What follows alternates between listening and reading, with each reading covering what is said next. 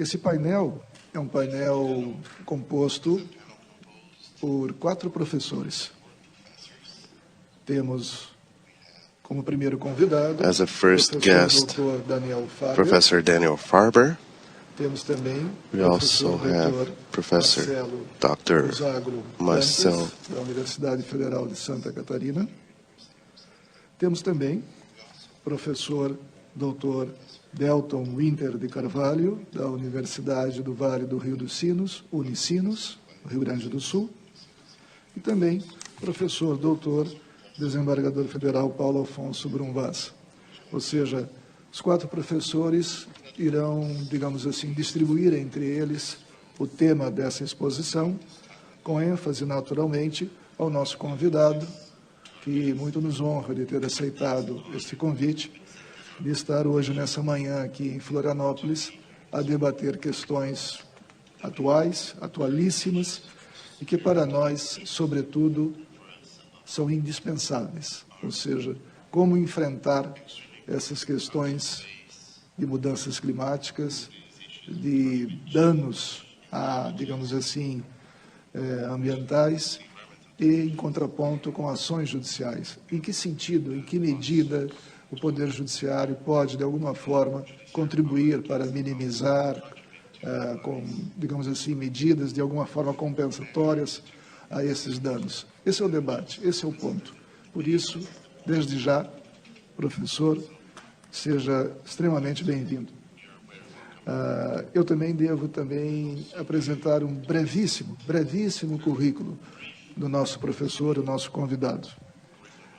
O professor Daniel Farber é um dos mais importantes nomes do direito ambiental mundial.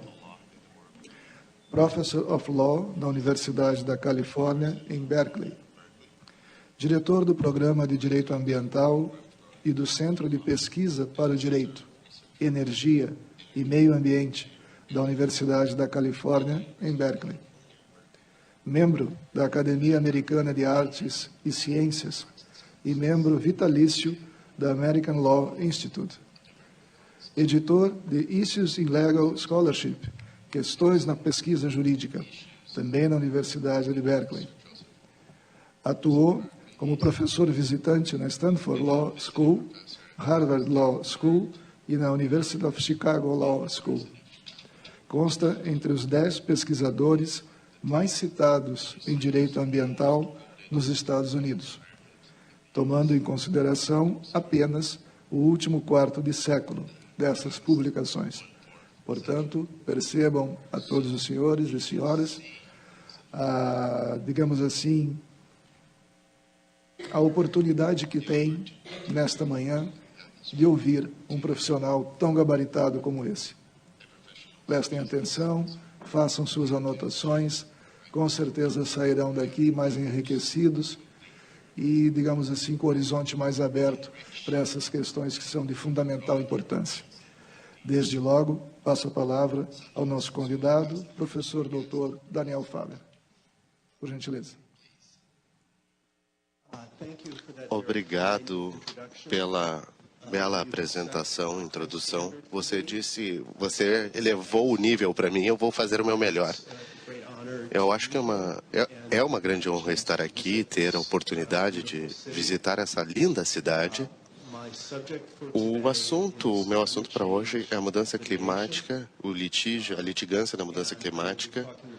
E eu vou falar sobre os Estados Unidos. É claro, todo o sistema jurídico é diferente. E, portanto, eu estou tentando me concentrar em questões que eu espero que sejam relevantes ao Brasil, mas vocês terão que decidir se a experiência norte-americana é útil,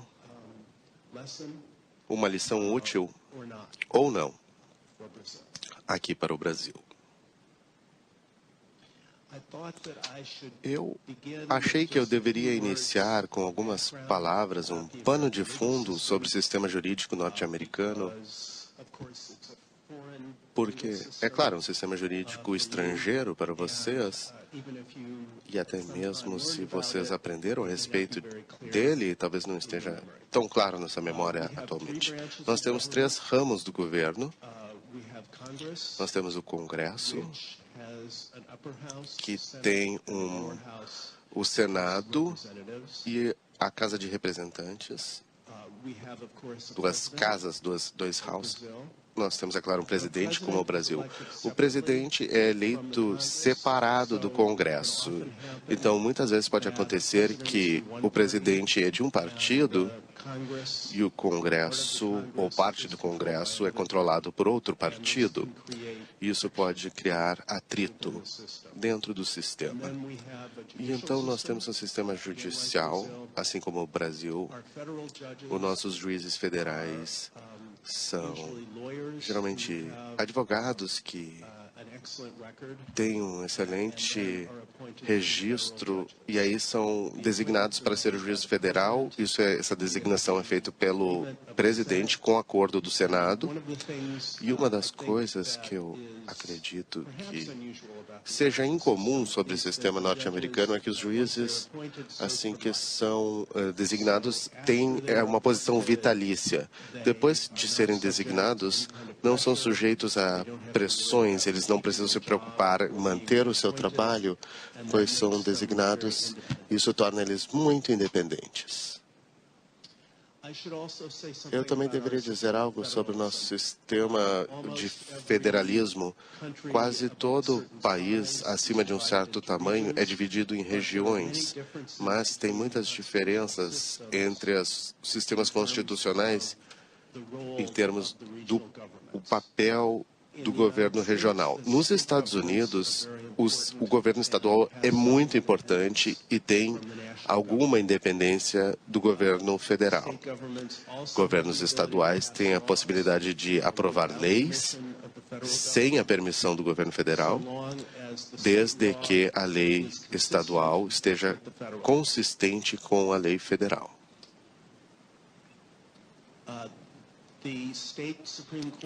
As Cortes Supremas Estaduais são independentes e tomam as decisões finais sobre qualquer questão das leis estaduais. Somente se houver uma questão de lei federal que a Corte Suprema americana tem a possibilidade de ouvir o caso. O resultado é que os estados têm muita possibilidade de criar suas próprias políticas e também muitas áreas do direito, especialmente aquelas que seriam cobertas pelo Código Civil ou pelo Código Penal. Muitas são questões estaduais e geralmente não são questões federais.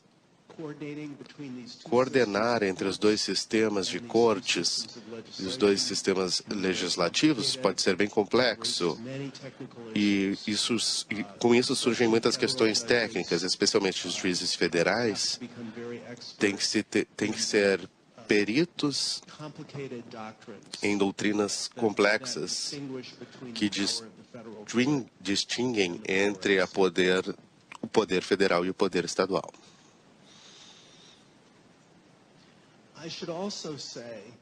Eu também devo dizer que a cultura legal norte-americana tende a ser muito de conflito.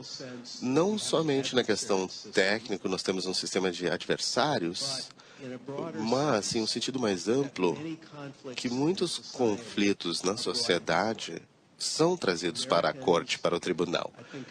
Americanos, eu acho que comparado com outros países, estão muito dispostos a impetrarem com ações nos tribunais, e essas ações muitas vezes envolvem pedidos que o governo violou a lei. Então, processar o governo federal e estadual é uma tradição norte-americana. Como nós dissemos, é americano como a torta de maçã, é um ditado. E na área ambiental tem muitas ações. Às vezes, é claro, ações que às vezes são impetradas por procuradores pelo Estado, pelo o governo federal, o governo estadual, mas também ações que são impetradas por grupos de ambientalistas e às vezes ações que são trazidas por empresas reclamando das leis ambientais. Então, a lei ambiental é uma boa área para você ser um advogado, pois tem muito trabalho lá. Aí.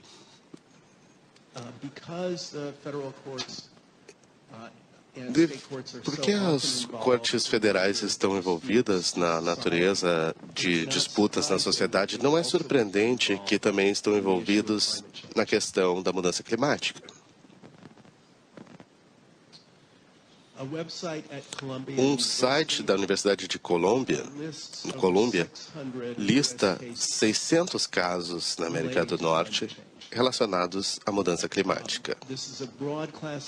Isso é uma classificação bem ampla. Alguns dos casos têm uma relação mais direta com a mudança climática do que outros, mas ainda tem muitos casos que lidam com a mudança climática. São muitos casos para eu falar de todos aqui, ou até mencionar metade deles. Então, ao invés, eu vou mencionar os casos mais importantes e as áreas mais importantes de disputa. Vou passar a maior parte do tempo falando sobre o caso mais importante nessa área. É a opinião da Corte Suprema Americana num caso chamado Massachusetts versus EPA, que é a Agência de Proteção Ambiental norte-americana. Eu fico muito feliz que isso foi escrito pelo Justice Paul Stevens, para quem eu trabalhei naquela época, não na época que ele escreveu, que ele proferiu essa decisão, mas é a decisão proferida mais importante ambiental na história dos Estados Unidos. Após falar sobre esse caso, eu vou falar sobre a categoria mais ampla que vem do direito administrativo. O direito administrativo é um campo que eu acho que difere muito de país para país, dependendo de qual modelo você tem para construir o seu sistema. Temos o Código Francês, o Código Alemão, o sistema inglês. Tem diversas variações e cada um é adaptado ao governo e às necessidades do país. Mas é um campo muito importante nos Estados Unidos. Finalmente, eu vou discutir as ações mais controversas, as ações que aparecem no jornal. E pode ser um sinal do futuro, como será o direito nesse campo no futuro. Então, deixe-me começar com Massachusetts versus EPA. Devo explicar, Massachusetts é um estado. Ele é mais conhecido pela cidade de Boston, que está lá. É um estado bem antigo. Foi muito importante na Revolução Americana, em 1776, e continua sendo um estado muito importante. EPA é a Agência de Proteção Ambiental norte-americana, que é a agência não está encarregada de todas as questões ambientais, mas tudo relacionado à poluição ou químicos tóxicos, isso tudo está relacionado à EPA. A história começa com George W. Bush e sua administração. Bush teve uma carreira na indústria de petróleo no Texas e ele se opunha à regulamentação de gases de estufa, o dióxido de carbono e outros gases que causam a mudança climática. Ele também rejeitou o Protocolo de Kyoto, que foi um acordo internacional que lidava com a mudança climática. O presidente anterior, Bill Clinton, deu suporte a esse acordo, mas Bush disse que não. Basicamente, ele só dava suporte a ações voluntárias de empresas sem pressão governamental. Agora, eu devo dizer a vocês um pouco sobre a lei de poluição do ar. É uma lei bem técnica, são umas 300 páginas, bem complexa. Por sorte, vocês não devem saber os detalhes para entender as questões no caso. E é claro que a lei brasileira de poluição do ar aqui será redigida de uma forma diferente. A lei aplica-se a qualquer substância no ar que causa perigo à saúde humana ou bem-estar humano. E a palavra botar em perigo significa endanger, então é botar em perigo. Então é uma lei de precaução. Uma lei de precaução. Ela não requer a prova de que de fato houve o dano, mas que existe um possível dano. Assim que uma substância é classificada como um poluente de ar nessa lei, o governo federal define níveis permissivos para emissões e então, geralmente, existe uma implementação do governo estadual para alcançar o padrão. O governo federal também regulamenta novos veículos, carros e caminhões e novas usinas elétricas e novas fábricas.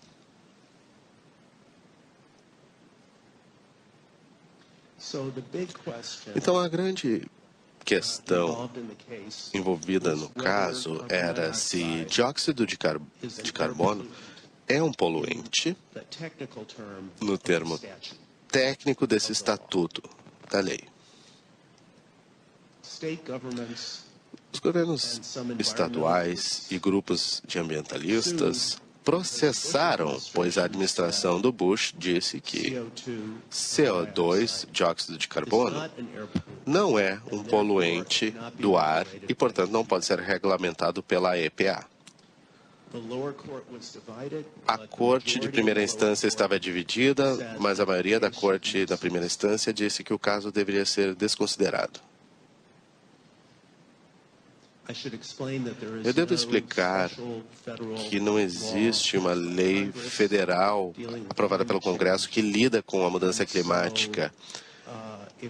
E, portanto, se nós quisermos abordar a questão da mudança climática, nós temos que usar leis existentes e interpretar essas leis de uma maneira que nos permita uma regulamentação. Nós esperamos que um dia nós teremos uma nova lei, mas a política é bem complexa.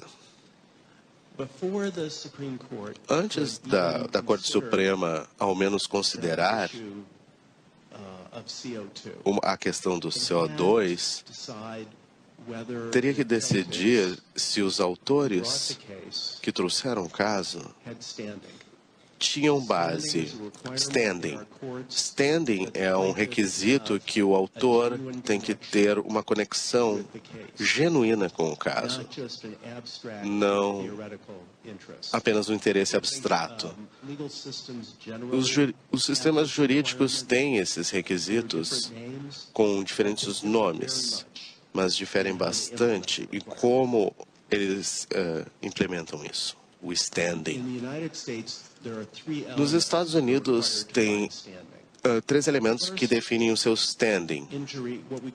Primeiro, o dano de fato. É simplesmente que o autor sofreu dano ou lesão, ou vai ter um dano ou lesão no futuro. Segundo, tem que ter a causa. Causation. Eu sei que causation geralmente é um requisito nos outros sistemas jurídicos e, finalmente, tem que ter a possibilidade da corte remediar o problema, ao invés de simplesmente oferecer uma opinião abstrata da lei. A Corte Suprema decidiu, encontrou o standing baseado que a mudança climática iria causar a elevação do nível do mar e as propriedades na costa seriam perdidas permanentemente ou perdidas temporariamente devido a enchentes frequentes. E a Corte determinou que esse dano era do interesse do Estado de Massachusetts para preservar o seu território. A Corte disse que o dano era significante e o caso ele é significante pois os veículos nos Estados Unidos são uma contribuição significativa para emissões globais. Emissões nos Estados Unidos, uma grande contribuição, até mesmo em um nível global. Até mesmo se não tivéssemos nenhuma fábrica ou nenhuma usina elétrica, só caminhões e carros, na época da decisão, ainda estaremos ranqueados o país número 3 do mundo produtor de gás de estufa. A Corte, então, disse que dióxido de carbono é um poluente. A linguagem da lei está bem clara, uma substância no ar. Dióxido de carbono, sem dúvida, é uma substância que está no ar, que vem de atividade humana. E, então, portanto, deve ser considerado um poluente do ar. Pode ser. Mas, para decidir se vai ser regulamentado, o EPA deve emitir uma opinião científica se o dióxido de carbono causa mudança climática que causa danos ao ser humano. E uma coisa que a Corte enfatizou muito fortemente é que isso deve ser uma decisão científica e não uma decisão política. É um julgamento de ciência, uma decisão de ciência e não de política. Essa decisão deu a fundamentação para a ação administrativa do governo federal. O caso retornou à EPA para que a EPA pudesse fazer essa determinação científica e o EPA, depois de algum tempo, assim que o presidente Obama estava na Casa Branca, a EPA decidiu que a mudança climática é real, é causada por seres humanos, primordialmente, e que é perigoso para a sociedade. Esse não foi um achado surpreendente, pois nem todos concordam, mas a ciência é bem clara. Seria muito difícil para a EPA emanar qualquer outra decisão. Assim que isso ficou claro, esse achado foi usado para aprovar regulamentações de emissões importantes. O modo como o sistema funciona nos Estados Unidos é que EPA ou outra agência governamental emite essas regras que então são enforceable, podem ser usadas contra indivíduos ou fábricas. As regras também podem ser levadas à corte se está ou não de acordo com a lei e se existe evidência suficiente para dar suporte às regras. O corte não vai decidir se essa regra está correta, mas só se existe uma base razoável em ciência. Os juízes não são cientistas. E a EPA tem diversos cientistas no seu corpo. Então, a Corte respeita esses peritos da Agência Ambiental, do EPA, ou da EPA. Mas eles se certificam que não é uma decisão política. Isso tem que ter base científica.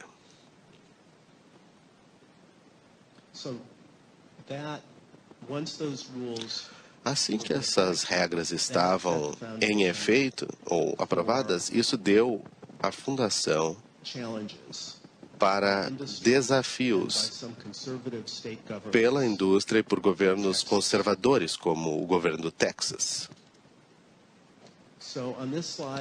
Neste slide, eu resumi um pouco do que eu disse a vocês sobre o papel das cortes.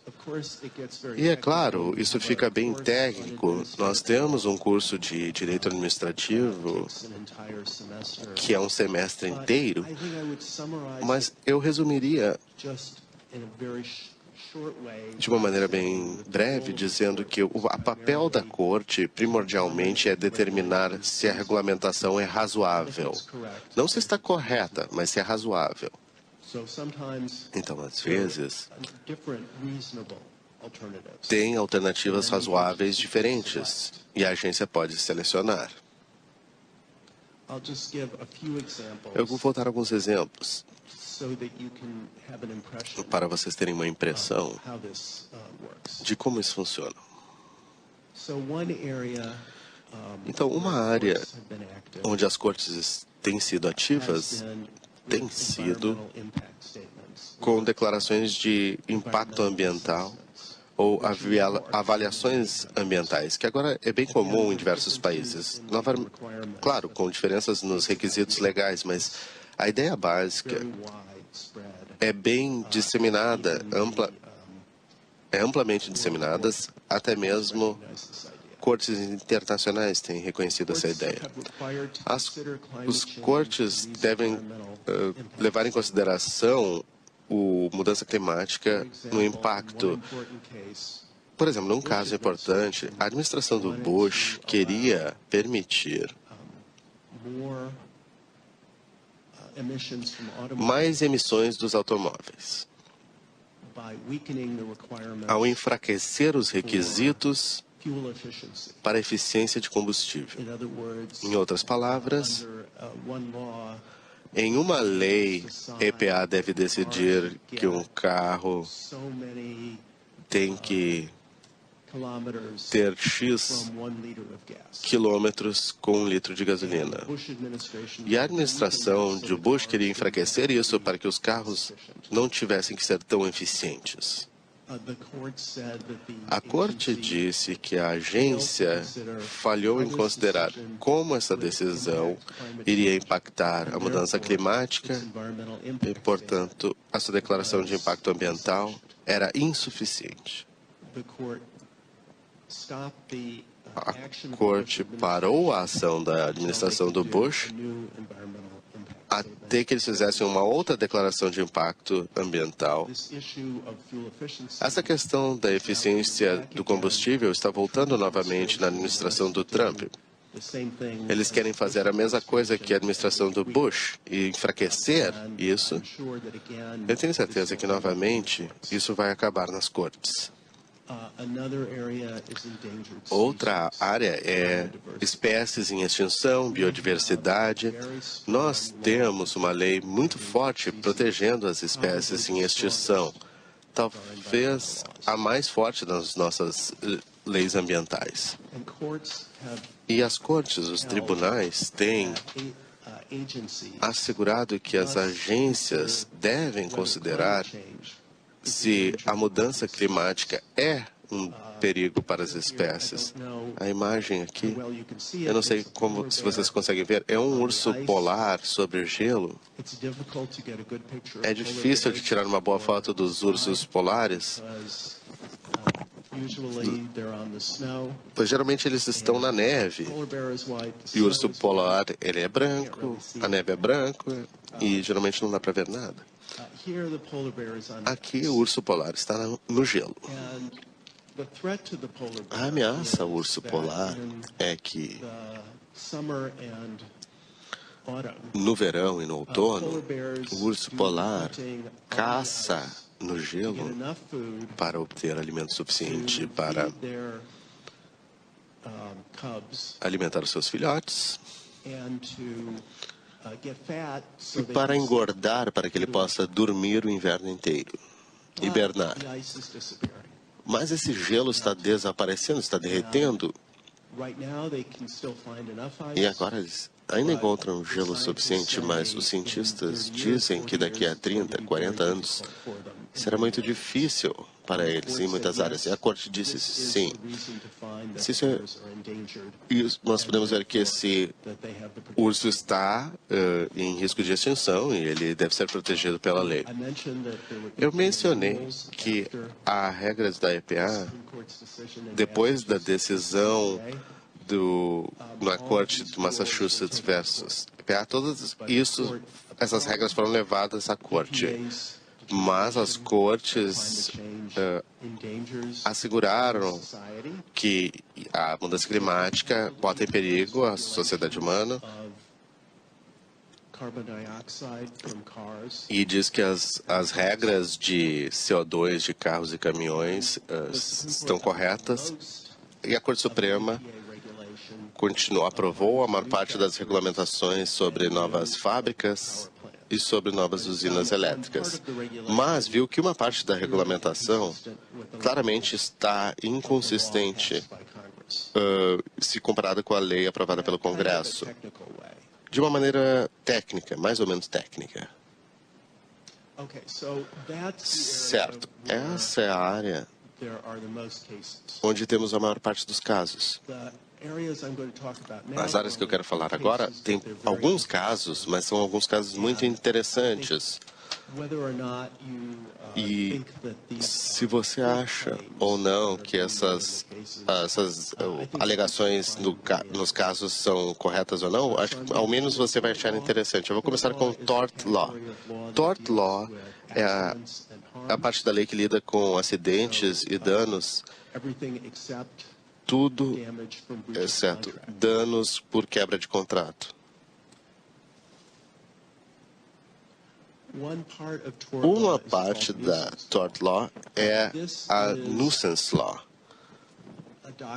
É uma doutrina que volta à história do direito inglês e protege alguém cujo vizinho está causando dano. Por exemplo, ao poluir o terreno dele, ou por ser muito barulhento, ou botando fogo em alguma coisa, pode ser diversas coisas, mas para nós o mais importante é a poluição. Essas ações podem ser impetradas por indivíduos, mas o governo também pode impetrar uma ação de nuisance pública se a comunidade está sendo afetada e não somente uma pessoa. Agora, normalmente, o tort law geralmente é uma questão de lei estadual e, portanto, isso também é também verdade que casos tort, como os casos de nuisance, são trazidos para as cortes estaduais, os tribunais estaduais, não as federais. Mas a Corte Suprema fez uma exceção porque havia uma poluição que atravessava a fronteira estadual. Por exemplo, químicos que entram na água por um estado e causam danos em um rio, e esse rio passa por outro estado. Não foi uma exceção da regra que deveria ser lei estadual. Contudo, depois do Congresso aprovar leis que regulamentavam poluição no ar, poluição na água, entre estados, a Corte Suprema disse: não precisamos mais dessa exceção. Não precisamos ter um corpo de leis federais da Corte lidando com isso, pois agora o Congresso já assumiu uma posição. Contudo, a Corte ainda deixou aberta, pelo menos em um caso de poluição, para uma ação ser trazida para a Corte Estadual, para o Tribunal Estadual. É uma área técnica da lei federal que normalmente eu não incomodaria vocês, mas isso é importante para a questão de mudança climática. Na administração do Bush, especialmente, muitos casos foram impetrados no Tribunal Federal, alegando que a poluição de fábricas e automóveis e usinas elétricas era um nuisance. Era um problema, um nuisance, pois causavam a mudança climática.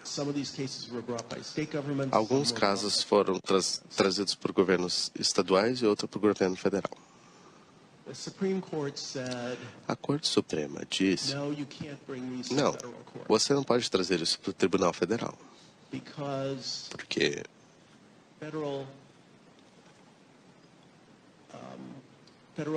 porque a lei federal lida com isso não pelos tribunais, mas pela regulamentação feita pelo Congresso, no Clean Air Act, a lei do ar limpo. E, portanto, nós não precisamos ter essas ações da Justiça Federal para proteger contra a mudança climática. Já temos a lei federal que lida com essa situação. Mas não dizia se você poderia impetrar uma ação no Tribunal Estadual. Então disseram, não pode trazer essa ação para o Tribunal Federal, mas numa nota de rodapé, sim, nós não estamos considerando os tribunais estaduais. Então, por muito tempo, outras coisas aconteciam com mudança climática na administração do Obama. As pessoas não estavam preocupadas em impetrar esse tipo de ação. Mas isso mudou. Nós temos um novo presidente que não acredita na mudança climática. Então, agora as pessoas estão voltando e vendo se elas podem entrar no tribunal. Diversos condados, uma divisão de estados e cidades, trouxeram ações contra empresas de petróleo como Exxon por criar um nuisance, um risco ou perigo, ao vender combustível fóssil. Não só vendendo combustível fóssil, mas promovendo o uso de um combustível feito com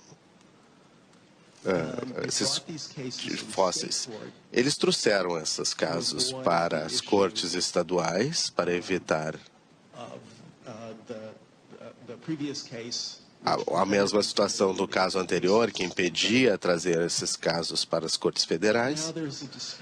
Agora existe uma disputa se esses casos podem ser levados às cortes estaduais. Duas cortes disseram que não e uma corte disse que sim. Então estamos aguardando para ver o que a Corte de Recursos vai dizer a respeito disso. É uma questão técnica sobre o poder da Corte Estadual, do Tribunal Estadual, mas pode ter um grande impacto nos futuros casos. Eu acho que os casos que decidiram contra as ações não têm uma base técnica boa, mas baseiam-se em um sentimento forte dos juízes que não é o tipo de caso que a corte deve lidar, que a questão da mudança climática é ampla demais para os tribunais tomarem essas decisões sobre como lidar com essa questão. Uma coisa é se o Congresso faz uma lei sobre mudança climática, as cortes podem interpretar essa lei, mas as cortes simplesmente proferir suas próprias decisões sobre o que é razoável uma usina elétrica, uma empresa de petróleo fazer, seria uma tarefa grande demais, seria uma tarefa mais para um legislador. Devido a isso, é um sentimento forte, eu acho que é um sentimento razoável. Eu não sei exatamente como essa questão vai ser decidida. Até mesmo se os autores puderem levar adiante o seu caso, é muito difícil que eles vençam, pois tem muitas questões difíceis sobre o nexo causal, medir o dano, de descobrir o remédio. Tem outras questões técnicas sobre a jurisdição, procedimento. Eu acho que é difícil de vencer esses casos, mas se forem adiante, será educacional para o público e podem gerar informações sobre as empresas de petróleo que pode causar danos sérios a essas empresas. Deixe-me falar brevemente. Eu acho que eu já estou falando demais. Eu quero falar sobre um caso constitucional que foi trazido adiante. É como o Massachusetts versus EPA, pois está tentando forçar o governo federal a tomar uma ação, mas também ele é bem diferente, pois depende da Constituição e não uma legislação existente. Usa a doutrina do confiança pública. É uma doutrina muito interessante. Eu poderia detalhá-la mais, mas deixa eu simplesmente dizer que a doutrina requer o governo a tratar certas propriedades, geralmente lagos e rios, e a costa do mar, a água que fica perto da terra, ela é do governo, mas o governo só tem a propriedade daquilo para o benefício público. Então, o governo não pode usar essa terra para justificar interesse privado. Tem que haver um interesse público.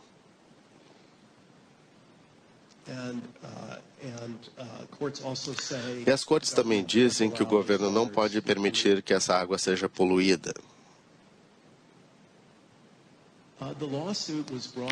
A ação foi impetrada ou trazida por crianças.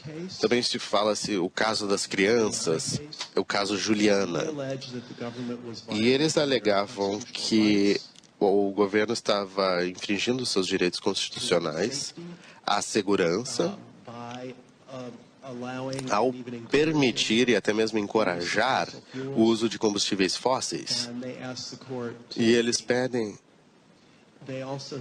à corte, dizem que a doutrina da confiança pública se aplica não somente à água, onde se aplica tradicionalmente, mas também ao ar, e que o governo estava violando essa doutrina, pois estava permitindo a destruição do clima, do meio ambiente, da atmosfera, para uso privado. Certo, para a surpresa de muitas pessoas, isso é um argumento extremamente criativo, que foge da doutrina estabelecida.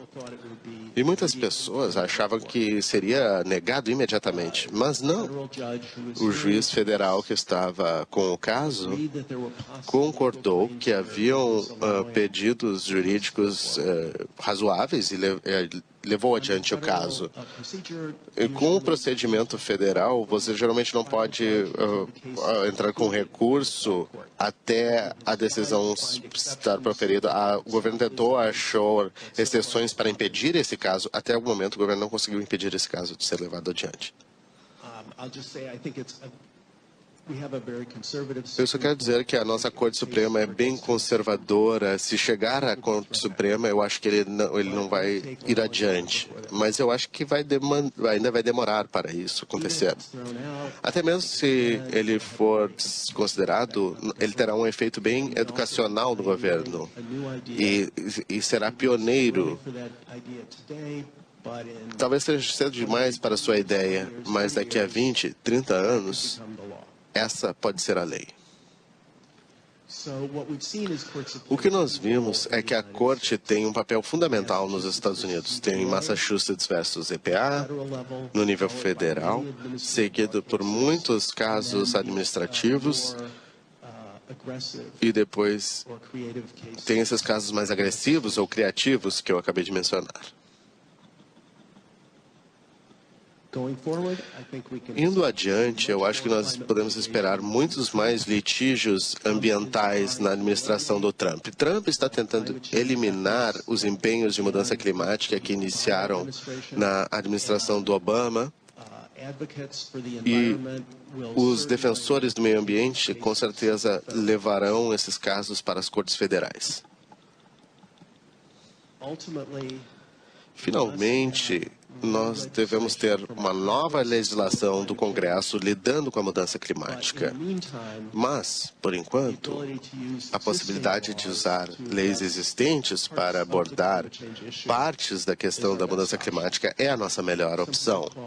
Algumas pessoas falam de usar um vinho novo numa garrafa antiga. O vinho novo é a questão da mudança climática e a garrafa antiga são as leis ambientais da década de 1970. Para atualizações sobre o que está acontecendo nos Estados Unidos, especialmente na Califórnia, que tem uma política de mudança climática bem agressiva, e em outras partes do mundo, a Escola de Direito de Berkeley, junto com a UCLA, tem esse blog que lida com questões climáticas e ambientais. Eu recomendo esse blog para mais informações. Muito obrigado por terem a paciência de ter me ouvido.